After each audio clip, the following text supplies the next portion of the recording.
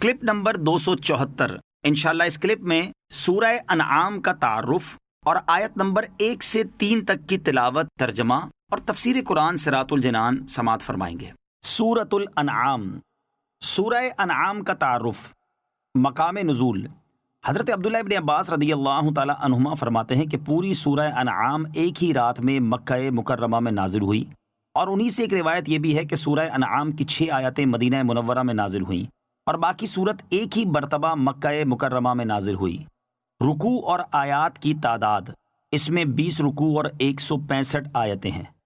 انعام نام رکھنے کی وجہ، عربی میں مویشیوں کو انعام کہتے ہیں، اور اس سورت کا نام انعام اس مناسبت سے رکھا گیا کہ اس سورت کی آیت نمبر 136 اور 138 میں ان مشرکین کا رد کیا گیا ہے جو اپنے مویشیوں میں بتوں کو حصہ دار ٹھہراتے تھے اور خود ہی چند جانوروں کو اپنے لیے حلال اور چند جانوروں کو اپنے اوپر حرام سمجھنے لگے تھے۔ سورہ انعام کی فضیلت، حضرت انس بن مالک رضی اللہ تعالی عنہ سے روایت ہے، رسول کریم صلی اللہ تعالی علیہ وسلم نے ارشاد فرمایا، سورہ انعام نازل ہوئی اور اس کے ساتھ بلند آواز سے تسبیح کرتی ہوئی فرشتوں کی ایک جماعت تھی، جس سے زمین و آسمان کے کنارے بھر گئے۔ زمین ان فرشتوں کی وجہ سے ہلنے لگی، اور رسول اللہ صلی اللہ تعالی علیہ وآلہ وسلم نے 3 مرتبہ سبحان ربی العظیم کہا۔ سورہ انعام کے مضامین۔ سورہ انعام قرآن مجید میں مذکور سورتوں کی ترتیب کے لحاظ سے پہلی مکی سورت ہے، اور اس کا مرکزی مضمون یہ ہے کہ اس میں اسلام کے بنیادی عقائد جیسے اللہ تعالیٰ کے وجود، اس کی وحدانیت، اس کی صفات اور اس کی قدرت کو انسان کی اندرونی اور بیرونی شہادتوں سے ثابت کیا گیا ہے۔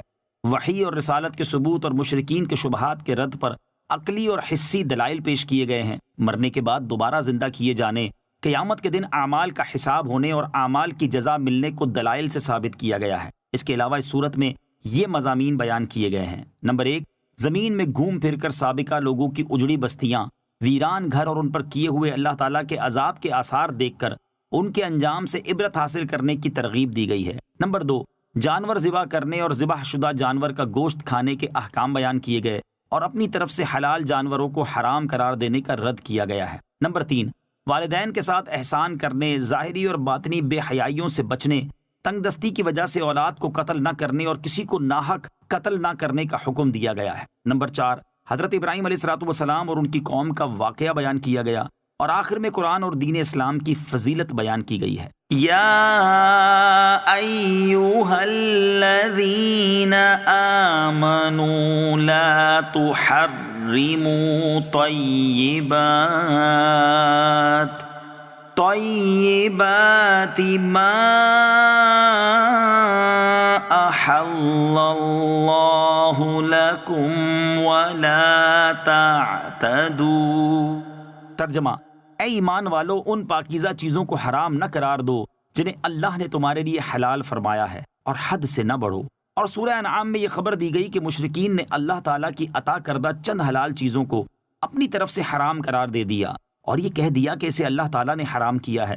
اور یہ خبر دینے سے مقصود مسلمانوں کو اس بات سے ڈرانا ہے کہ اگر انہوں نے اللہ تعالیٰ کی حلال کردہ چیزوں کو اپنی طرف سے حرام قرار دے دیا تو وہ کفار کے مشابہ ہو جائیں گے۔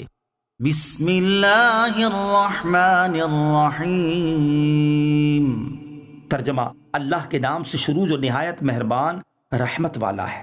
الحمد للہ الذی خلق السماوات والارض وجعل الظلمات والنور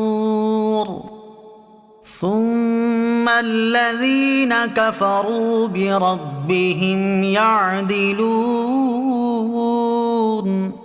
ترجمہ، تمام تعریفیں اللہ کے لیے ہیں جس نے آسمان اور زمین پیدا کیے اور اندھیروں اور نور کو پیدا کیا، پھر بھی کافر لوگ اپنے رب کے برابر ٹھہراتے ہیں۔ الحمدللہ، تمام تعریفیں اللہ کے لیے ہیں۔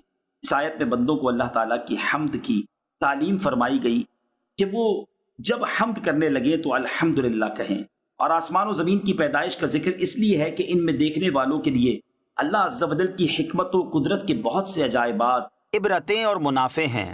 حضرت کعب احبار رضی اللہ تعالیٰ عنہ نے فرمایا کہ توریت میں سب سے پہلی یہی آیت ہے، وَجَعَلَ الظُّلُمَاتِ وَالنُّورِ، اور اندھیروں اور نور کو پیدا کیا، یعنی ہر اندھیرا اللہ عز و جل ہی نے پیدا فرمایا ہے، خواہ وہ اندھیرا رات کا ہو، کفر کا ہو، جہالت کا ہو یا جہنم کا۔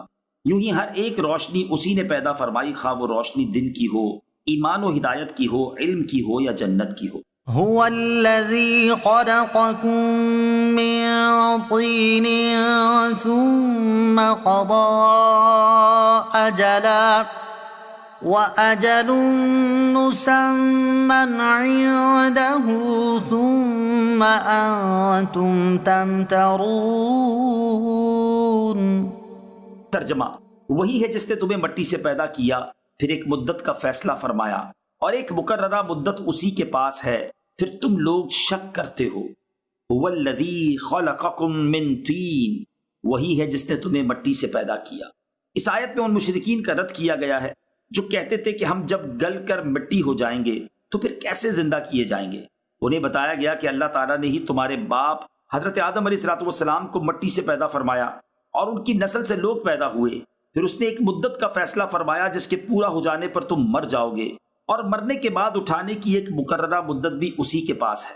پھر اے کافروں، تم مرنے کے بعد دوبارہ زندہ کیے جانے میں شک کرتے ہو، حالانکہ تمہیں علم ہے کہ تمہاری تخلیق کی ابتدا کرنے والا اللہ تعالیٰ ہے، اور جو پہلی بار پیدا کرنے پر قادر ہے تو وہ دوبارہ زندہ کرنے پر بدرجائے اولا قادر ہے۔ وَهُوَ اللَّهُ فِي السَّمَاوَاتِ وَفِي الْأَرْضِ يَعْلَمُ سِرَّكُمْ وَجَهْرَكُمْ وَيَعْلَمُ مَا تَكْسِبُونَ۔ ترجمہ، اور وہی اللہ آسمانوں میں اور زمین میں لائق عبادت ہے، وہ تمہاری ہر پوشیدہ اور ظاہری بات کو جانتا ہے اور وہ تمہارے سب کام جانتا ہے۔ وَهُوَ اللَّهُ فِي السَّمَاوَاتِ وَفِي الْأَرْضِ، اور وہی اللہ آسمانوں میں اور زمین میں لائق عبادت ہے۔ اس سے پہلی آیت میں اللہ تعالیٰ کی قدرت کاملہ کا ذکر کیا گیا، اور اس آیت سے اللہ تعالیٰ کے کامل علم کا ذکر کیا جا رہا ہے۔ یاد رہے کہ اس آیت کا یہ مطلب نہیں کہ اللہ عز و جل آسمانوں اور زمینوں میں رہتا ہے، بلکہ یہ مراد ہے کہ ہر جگہ اس کی عبادت ہو رہی ہے، اور ہر جگہ وہی معبود حقیقی ہے، اور ہر جگہ اسی کی سلطنت و حکومت ہے، جیسا کہ ایک اور مقام پر اللہ تعالیٰ ارشاد فرماتا ہے، وَهُوَ الَّذِي فِي السَّمَاءِ إِلَٰهٌ وَفِي الْأَرْضِ إِلَٰهٌ وَهُوَ الْحَكِيمُ الْعَلِيمُ۔ ترجمہ، اور وہی آسمان والوں کا معبود ہے اور زمین والوں کا معبود ہے، اور وہی حکمت والا، علم والا ہے۔ یعلم سرکم وجہرکم، وہ تمہاری ہر پوشیدہ اور ظاہر بات کو جانتا ہے۔ امام غزالی رحمۃ اللہ تعالی علیہ فرماتے ہیں، اللہ تعالیٰ تمام معلومات کا عالم ہے، زمین کی تہ سے لے کر آسمانوں کی بلندی تک جو کچھ جاری ہے سب کا احاطہ فرمانے والا ہے۔ وہ ایسا عالم ہے کہ اس کے علم سے زمین و آسمان کا کوئی ذرہ باہر نہیں جا سکتا، بلکہ وہ سخت اندھیری رات میں صاف چٹان پر چلنے والی سیاہ چونٹی کے چلنے کی آواز کو بھی جانتا ہے، وہ فضا میں ایک ذرے کی حرکت بھی جانتا ہے، وہ پوشیدہ امور سے واقف اور دلوں کے وسوسوں، خیالات اور پوشیدہ باتوں کا علم رکھتا ہے۔ اس کا علم قدیم ازلی ہے اور وہ ہمیشہ ہمیشہ اس علم کے ساتھ موصوف رہا ہے۔ اس کا علم جدید نہیں اور نہ ہی وہ اس کی ذات میں آنے کی وجہ سے حاصل ہوا ہے۔